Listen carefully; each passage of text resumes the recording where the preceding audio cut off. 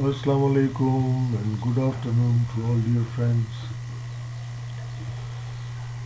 and thanks for the feedback of past many hours. In lighter tone, I will highlight some funny aspects of politics here in subcontinent.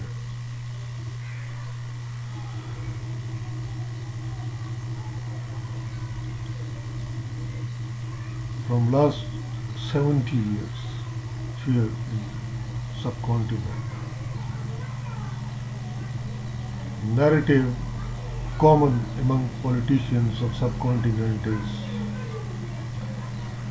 justifying Nazi and fascist practices in the name of democracy. So much so that both in India and Pakistan, fundamental human rights were suspended by elected prime ministers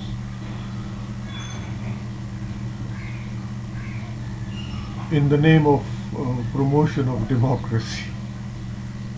So you see, what does indicate that?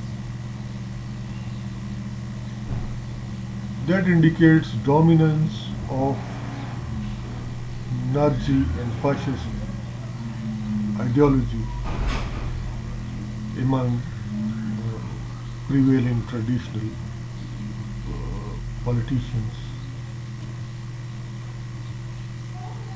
They think like Hitler, they walk like Hitler, they talk like Hitler, they behave like Hitler, they act like Hitler.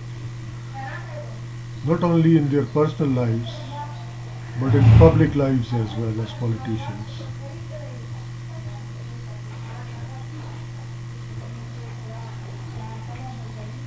How to come out from all this Hitlerized environment? That is $1 million question, which is often posed on me by some friends. And I always tell them that personally I do write about democracy, I talk about federalism, I talk about true spirit of democracy and federalism. And not only I do talk about, but I do write about it as well as journalist. And you see, it's a high risk activity because well, once fascists and Nazis are dominating political scene, are dominating media, and only few people are talking in terms of true democracy and federalism, then you see risk is very high for that. In economic terms, I can tell all of you my own experience that as journalist, my job with the Associated Press of Pakistan is as part-time correspondent. And from the last 18 years, I am not being paid regularly. And my remaining amount of my remuneration is huge and is not being paid yet. And those mafias, drug mafia, weapon mafia prevailing here in Pakistan has captured political arena also. So many politicians, they talk their language. The most funny example of that is that recently some 15 MPAs of Punjab Provincial Assembly, they had opted to join ruling party PTI, and one of their ex-party minister, he came on a private TV channel and had publicly said that if those guys had exercised their freedom of expression and movement as well, while making another choice, uh, that politician was ex-minister of their party as well, has said that he will burn their houses and will kill them. So, you see, situation is really very funny. That is mafia. You see, mafia people, they talk like this, they behave like this. Somewhat mixture of mafia and fascism and Nazism practices and narratives are being heard here commonly. And in absence of quality education, you see, people are unable to differentiate between true democracy and democracy promoted by Nazis and fascists while joining hands with mafias. So situation is very challenging here. From the last 70 years, for every journalist, for every true politician who wants to promote true democracy. An interesting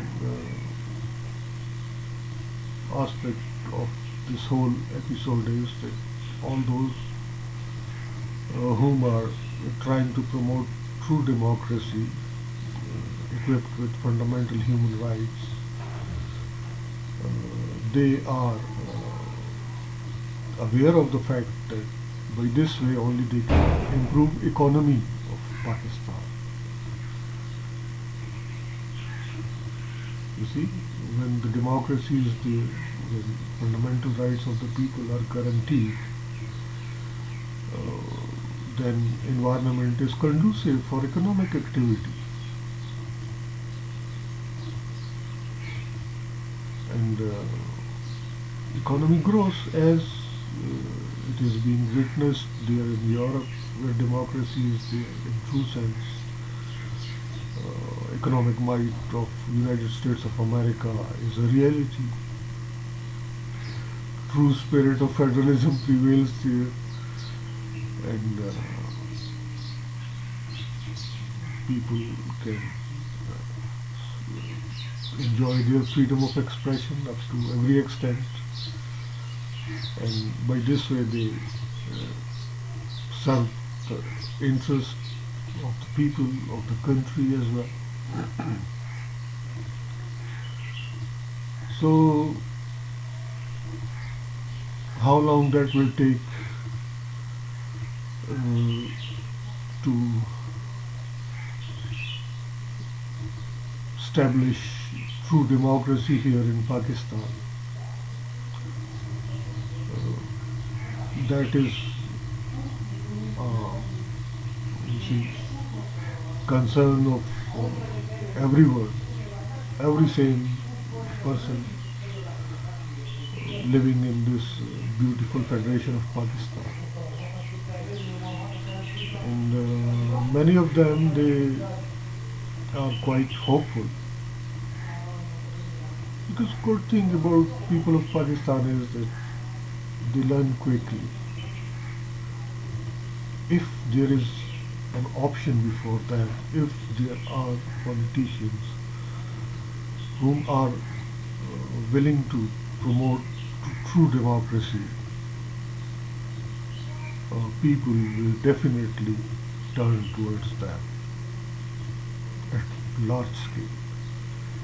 Even those who were actually fascists, socialists, communists, dictators in their orientation, even when they had talked about democracy just to befool the people, response was huge, historically speaking. And I think when real people, real pro-democracy element will be in mainstream politics, definitely people of Pakistan will respond to them. So the hope is there that once we are struggling, uh, we are promoting democracy through our written words, through our spoken words, through our practices. Situation will improve here soon, and once we are a best model of democracy, I think our neighboring uh, federation known as India, they always follow the suit. They will definitely opt for true democracy as well, and uh, present fascist regime and fascist opposition also of India, because if we go through the history of India, of Indian democracy, you will come to know that there was a massacre of Sikhs in 1984. Sikh minority was massacred, and then there was constant harassment of Christian, Muslim, and other minorities of India, and even low caste Hindu majority is not at ease inside India, and everyone knows the plight of people of Kashmir, Indian occupied Kashmir, that they are engaged from last 183 days under curfew. They are trying to survive, and how many of them are alive only God knows, because international media cannot enter there, because they are not allowing anyone to enter in Kashmir to see what is really happening there. And sources from inside Kashmir, what they are reporting is killings of Kashmiri youth, torture of Kashmiri youth,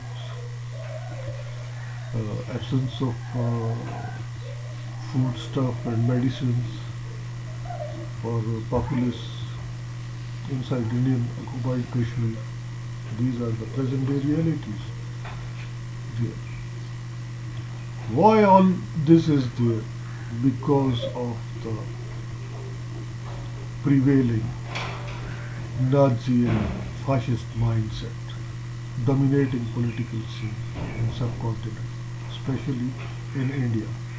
We have witnessed some pleasant changes here, and I must make concept of everyone clear here in Pakistan as well, that chaos is caused by ignorance. Okay? If you will put less educated people or uneducated people in power, final outcome will be chaos. So chaos in institutions, chaos in country, in economic sense, that is caused by ignorance.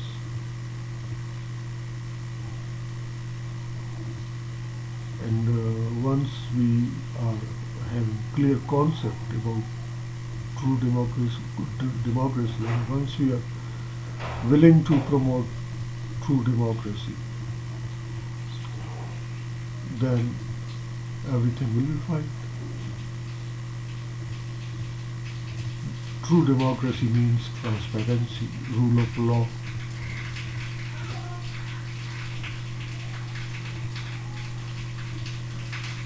extension of fundamental human rights to all,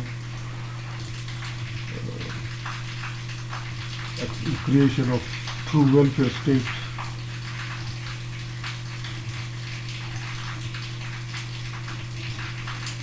and that helps in developing economy.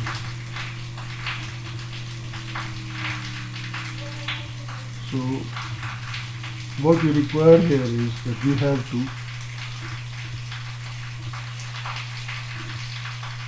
replace ignorance in institutions, in politics, and we have to do this without spreading unemployment at large scale while reforming institutions or lessening the impact of unemployment through extension of unemployment allowance to everyone. By this way we can save our economy as well, because our agriculture sector, our industrial sector, they need purchasing power of the people to buy their products. And if that is not there, if there is large scale unemployment and people are having no purchasing power, our industry and agriculture both cannot survive. And I agree with the Prime Minister that we have to end those cartels and guilds and mafias who are responsible for price hike and for holding to do profiteering. So here in Pakistan situation is better, because even politicians have realized that if a journalist is pointing out something good in national interest, that is his duty, and if he will not do that, definitely he will be termed as traitor by future generations, that there were people who were ignorant and were posted on high positions, and all the journalists were silent and were not even criticizing all that. So tolerance is there here in Pakistan, and we are moving ahead towards better future. I wish all the best to all of you and good luck as well.